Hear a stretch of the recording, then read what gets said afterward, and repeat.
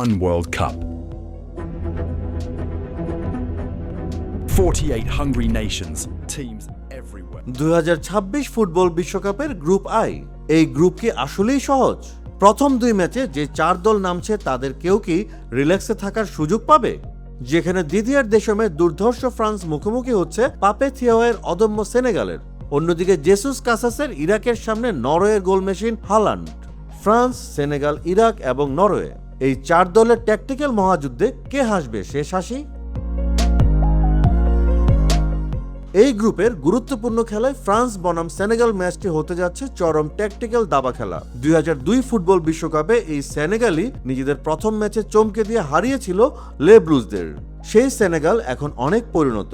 এই ম্যাচে দিদিয়ার দেশাম খেলাবেন তার সিগনেচার এসিমেট্রিক 4-3-3 ফরমেশনে। কিলিয়ান এমবাপে এবং মাইকেল ওলিসেকে দিয়ে চলবে ওভারলোড অ্যাটাক। তবে সেনেগাল থাকবে সম্পূর্ণ ভিন্ন মেজাজে। কোচ পাপে থিওয়ের অধীনে তারা খেলছে solid low block.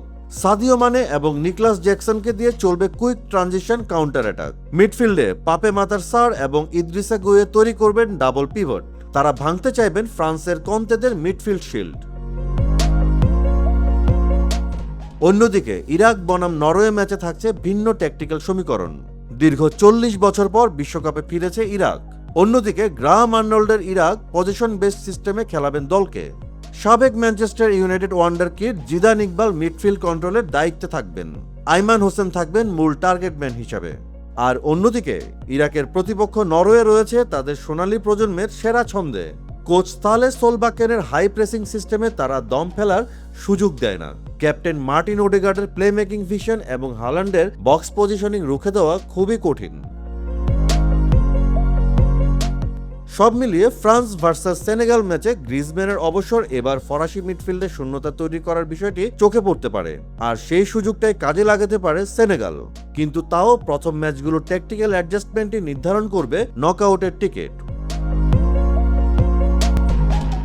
Group I এর লড়াইগুলো কেবল ফিজিক্যাল নয়, পুরোপুরি ট্যাকটিক্যাল গেমও। এখন প্রশ্ন, ফ্রান্সের প্রেসিং ট্র্যাপ নাকি সেনেগালের অ্যাথলেটিসিজম? নরওয়ের ডাইরেক্ট অ্যাটাকিং নাকি ইরাকের মিডফিল্ড কম্প্যাক্টনেস? এমন প্রশ্নের উত্তরই ভাবছেন তো? উত্তর হলো দেশমের ট্যাকটিক্যাল ফ্লেক্সিবিলিটিতে ফ্রান্সের প্রেসিং ট্র্যাপ সেনেগালের বিপক্ষে 2-1 গোলে জয়ী হওয়ার সম্ভাবনা বেশি। আর দ্বিতীয় ম্যাচে ইরাক ভার্সেস নরওয়েতে কি হতে পারে? ইরাকের মিডফিল্ড কম্প্যাক্টনেস প্রশংসনীয়, তবে হালান্ডের ডিরেক্ট ফিজিক্যালিটির সামনে তারা টিকতে পারবে না। আর তাই নরওয়ে এই ম্যাচে 3-0 বা 2-0 গোলে জিততে পারে। সব মিলিয়ে এক শ্বাসরুদ্ধকর রোলার কোস্টার গ্রুপ স্টেজের অপেক্ষায় ফুটবল বিশ্ব, যেখানে সমীকরণ মেলানো এবার সত্যিই বড্ড কঠিন। তবে একটা বিষয় হলো, বিশ্বকাপের মূল খেলা কখনো কোনো স্ক্রিপ্ট মেনে কাগজে কলমে হয় না, বরং মাঠের খেলাতেই নির্ধারণ হয় বিজয়ীর হাসি থাকবে কাদের মুখে। আপনার কি মনে হয়, ফ্রান্সের বিরুদ্ধে কি জিততে পারে সেনেগাল? ইরাক কি হারাতে পারবে নরওয়েকে? মতামত জানাতে পারেন কমেন্টে।